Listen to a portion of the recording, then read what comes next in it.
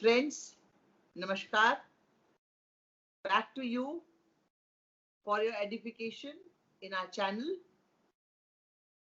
I'm very happy to announce that we have a very, very special guest. I can say a guest today, a friend, Mr. Ashok Pandey, who's there with us to share with you certain ideas that we have been thinking about, as we already had on cyber issues, cyber security, cyber hygiene, and various other topics that we had taken. To start with, as we all know, friends, that there is a paradigm shift. There are pedagogical changes which have taken place. Technology has taken the front seat. Virtual classrooms are there. So we all have to understand that there is a big change. And for that, we all are ready. Teachers are doing a wonderful job. They've really started very well. And even our NEP 2020, which you'll be taking a little later, National Education Policy, even they have talked about various new techniques that we have been talking about. So before I really start, let me introduce Mr. Ashok Pandey officially. So, thank you. Thank you. Mr. Ashok Pandey, a postgraduate in physics, and he has really done consultancy management from BITS Pilani. Ashok has spent more than 3 decades in education sector. He has pursued over the years better ways to impart knowledge, values, and joy to learners. Presently, he is director of Ahlcon Group of Schools in Delhi. Ashok has been a very successful and one of the best principals to bring his school on the top with his endeavors and techniques. Ashok is an author, excellent speaker, researcher, and a facilitator. He led Indian school principals delegation to USA, UK, Australia, Malta. He is multi-award winner. He received National Teachers Award in 2012.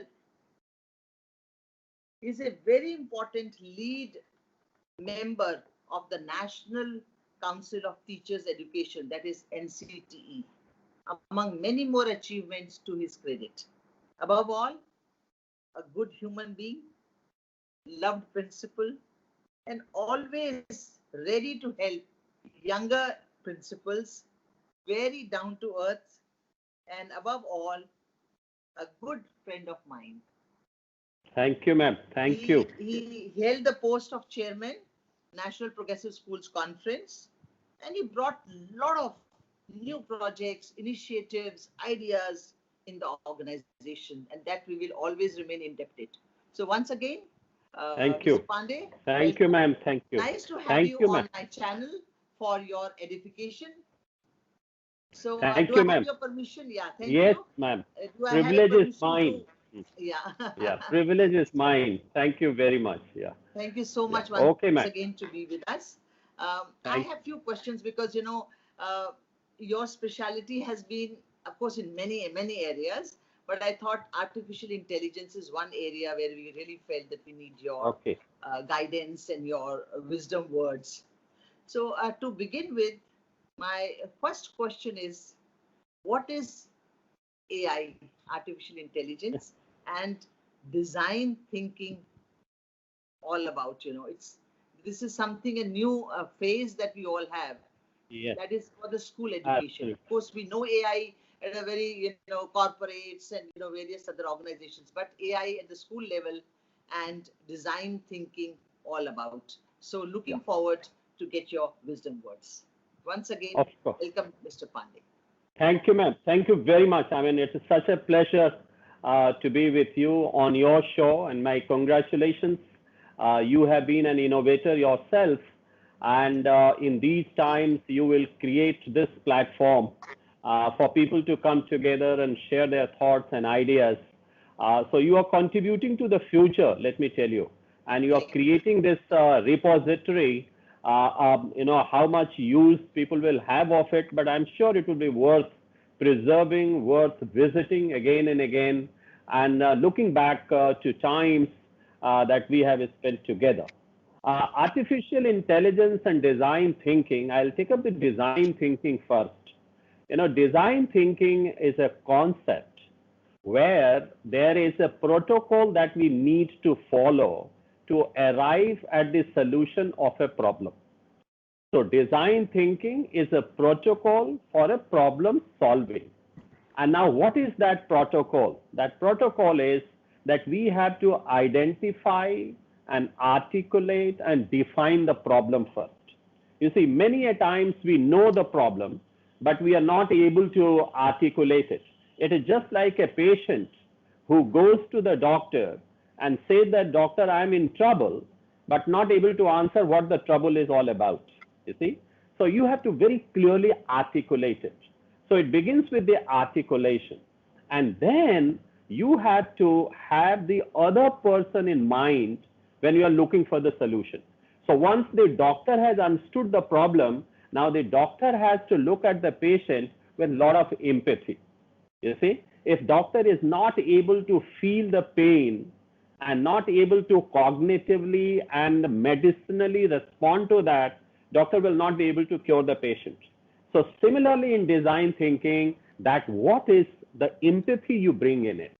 And once these two things are there, and then you bring on the board, what are the possible solutions, what are the resources, what are the causes, and you analyze it, iterate it, filter it out, and then you reach to the solution. So that is what the protocol is all about. So I think at the root of any problem solving, design thinking is something which is very, very important.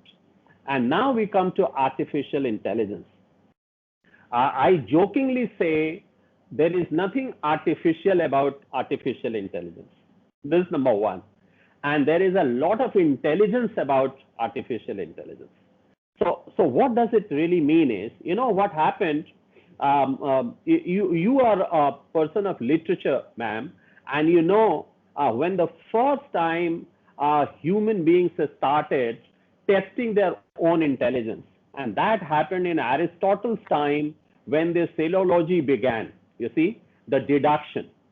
So you give two prepositions and then you arrive at the third preposition, right? So say, for example, I'm holding a rose in my hand. So this is one preposition. And second is, rose is a flower. So can we conclude that I'm holding a flower in my hand? You see, so that is the questioning which began long time back. And I will not go into the history, but I'll come straight to 1950, post-World War II, and a mathematician started questioning, can machines think? Can our intelligence be outsourced to machines? And that thought process began 70, 80 years ago, though it goes even back, but the recorded logical history I'm going into, without taking away the credit from many other thinkers in between. And then now we have reached into this fourth industrial revolution when everything is computerized, very powerful computing machines. And then a stage has come where a lot of data can be fed into a machine, and machine can be taught to think in the manner in which humans think. So since intelligence is attributed to human beings, and since this intelligence is going to machines, that is why we call it artificial. It is not the original human intelligence. So the artificial name comes from there. So this artificial intelligence is nothing but using a very high-powered, high-speed computing machine to think on behalf of the human beings and arrive at a solution. So that is why three things are used here: artificial intelligence, machine learning, and deep learning. Now, many a times people use it as synonyms, but there is a very subtle difference in all this. And I will explain to you the difference for a very simple language. So let us say that India as a country is artificial intelligence. Now it consists of many states and union territories. So that is machine learning. And within all these states and union territories, let us say Uttar Pradesh is one of the states. So how Uttar Pradesh was constituted, what is its culture, what is its history, what is its polity, what is its future, that is deep learning. So you can say artificial intelligence is the whole set, and then comes the machine learning, and then comes the deep learning. So how the processes function, to give a particular dimension to the intelligence of the machine, and then what is the result coming out of it is the artificial intelligence. So that is how this whole thing functions. So I hope I have given a long answer, but it should make some sense. No, I think perfectly all right. You have said that how the problem solving can be, Yeah. You can define problems and you can come out of it. And your three things are very important for me: artificial, machine, and deep learning. These 3 Yeah. points, how it can be taken. And then uh, I personally feel machines can never overtake people. This is what I feel till And date. The that is a technology. good luck. That is a good luck. And in fact, one of the threats in artificial intelligence is that if we are completely replaced by machines and AI, then what will happen to us? Now, the only redeeming factor is that machines at the moment, machines can write reports. Okay? Machines are detecting the cancerous cells. Machines are giving navigation tools to visually impaired people, right? Machines are detecting the social and humanitarian crises, rehabilitation of people from trafficking, from other problems is being done by machines. Machines can write a commentary about a cricket match, let me tell you. Machines are writing poetry. Machines are taking part in debate. There was a debate organized between one of the best debaters in the world and one machine in IBM office. And it barely happened that the human was able to win. And the only reason was that the machines are trained to do everything, but they cannot be emotionally as good as human beings. So that socio-emotional aspect, somehow we are, clutching onto it, and that will save the day for us. So the emotional aspect is really Yes, holding us above absolutely. the Above the intelligence that we machine. are talking. I won't call it artificial intelligence, the intelligence that we are talking about. Yeah, It yeah, okay. supplements and it's wonderful. Thank you so much. I Absolutely. think the meaning is very clear. What do we mean by AI and what do we mean by design thinking? How it is problem solving and then how to reach to it and then Yeah, ultimately find a solution for it. absolutely. Yeah, thank you. Hmm. My next question to you is, what is the real potential of AI in our school system? For example, I still remember we have been having so many webinars and even our conference, we've been talking about 4 pillars of education. That is learning to know, learning to do, learning to Yeah, be, and learning to live together. it's together. Keeping that our main focus, I want to know from you, what is the real potential of artificial intelligence in our school system? Okay. So the other potential in medicine and in agriculture, in health, in social rehabilitation, I have already explained to you. But let us come to education, which is very, very important, and particularly the 4 pillars that you talked about. Now, what is the purpose of education? The purpose of education is equity and excellence for everybody. So any person's or a child's socio-economic background, the health condition, the physical condition, the language barriers, cognitive barriers, they should not come in the way of child's opportunity to excel and flourish in life. I think that is that. Now, who is doing it at this point of time? Teachers are doing it. And therefore, there is a balance to be made, the achievement of the child and productivity of the teachers. Artificial intelligence finds its place here. So how the child's achievement can be improved through these machine learning aspects, and how the teacher's productivity can be enhanced. So these are the two broad aspects. So right now, teachers are doing their teaching job. And teacher's job, in my opinion, is at three levels: teaching, mentoring, and coaching. So what is teaching, mentoring, and coaching? Even the best teachers are only able to do what is in their control. So what is in their control? As a physics teacher, teaching physics is in your control, and if you are the best teacher, you are teaching it the best. That is in your control. But when you move from here and you start doing something about what is not in your control, or it is partially in your control. So say, for example, I'll just give you an example, that the child's attendance is poor. Now, should a teacher be responsible for this or not? So it is partially in your control, right? So you start working something, then you become a mentor. And then if something remotely not under your control, so a family condition of a child, right? What is happening in the family? Where is the meal coming in the family? Who is working in the family? What are the living conditions? This is totally out of our control. Now, can we do something about this? If we move to this level, then we become a coach to the child. We can give the confidence to the child. We can give resilience to the child. We can give hope to the child, right? So the teachers have to do all these three things. Now, by and large, without any offense, this is not happening. So one reason why it is not happening is that the teaching process itself is so cumbersome and time consuming that we are not able to think about the things which are not in our control. So you have to check a copy, you have to set a paper, then check the copies again, prepare a result, all those things. So at the hygiene level, artificial intelligence is going to reduce these or some of the works of the teachers. So artificial intelligence can create a question paper for you.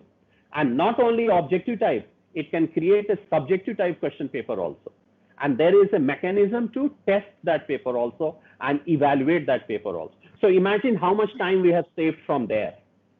For the child can choose which methodology is best for me. Child can also choose which teacher's lecture is best for me. So for child, it becomes personalized learning. And all these two things, the teacher having more time and child is having more choice, I think artificial intelligence is going to make it possible. So that is the role of artificial intelligence. Now, when you said that those four pillars, so let us take them one by one, So learning to know, which is also now known as learning to learn. So artificial intelligence is giving you self-directed learning. When you can choose your learning, when you can think, when you have more options, when you can say, no, I will listen to this video, I will listen to this, I can find out what my gaps are. And teachers can also support them to identify the gaps and then what are the remedies for that. So learning to learn will become possible or more possible than what it is now. You see, learning to be. What is learning to be? Learning to be is having a high esteem about you, having confidence about you, having a sense of self-confidence that I am also at equal footing to others. I'm not at a disadvantage, right? And then learning to be together. Coexistence is very, very important, bringing in equity, bringing in or bridging all the layers of inequalities. So artificial intelligence, the four pillars are in fact the guiding principles for the artificial intelligence driven developers who will find solutions. So coming back to the first question that you asked, if somebody is developing a system which is AI driven, then they will apply the design thinking. And what they will do first, they will empathize with those who are suffering from inequality. So how to solve that? So then it will start interplaying with each other. But the other very, very important aspect is that artificial intelligence, being used to detect poverty and how to remove poverty, how to provide clean water, how to identify the gender inequality in the society, in health, well-being, and health. That is very, very important. All these things are related to learning to be and learning to live together. So out of these 17 sustainable developmental goals for the sustainability of the society, 15 of them are now heavily depending upon AI-driven solutions. And people are already working as to how to deploy that to mitigate these problems. Really good. Thank you. Ashok, what I really look at it that from the teacher's point of view, what you said that for equity and excellence for all, which is the most important aspect that we are looking for in our education system. The teachers, for them teaching, mentoring and coaching, they try their best. But still, as you said, very rightly, let's be very honest, we cannot reach to a level where we can do all the three, where certain things are not under our control, Absolutely. Up to mentoring, yes, to some extent. But then when it comes to, coaching, and then what happens at home, all those things are not possible. And the teachers do not have even that much of time. If you look at it from the timetable, they have got 35 period timetable and, course to be completed. And but then if they have this support system, and which is positive. See, what is very important, it has to be a very positive one, which has to be used for a very right cause and not to be used for any other thing, but then to help. I'm really happy to know that, develop even question banks, and then not only, MCQs, but even, format the, what we talk about subjective type questions. That's really absolutely excellent. Absolutely. It's really a very good support system. It will bring analytics in place where we will exactly know the problem of the child. Barriers to learning, Usha ji, there are 2 or 3 barriers. First, of course, could be the barrier of your entry point, which family you come from, what is your background, you are a first generation learner, so that is your entry credit that you come. But the second barrier comes that you are not able to comprehend things, because either the communication is not reaching you or you are not able to reach there. And the third barrier is competency learning that our education policy is talking about, that knowledge is interconnected. So if your first level competency is not attained, then the second level competency will suffer. You see, it is just like if you are, climbing staircases. I mean, how can you go to the second floor without stepping up to the first floor? It is like that. So all these barriers can be overcome with the intervention of artificial intelligence. We have been talking about MLL, minimum level of learning. Yes. But this learning can really take them up, even if we have these barriers are, taken away. And that, of course, this AI can really help in this process if it is taken in a real positive manner. Very good. Thank you so much. Now.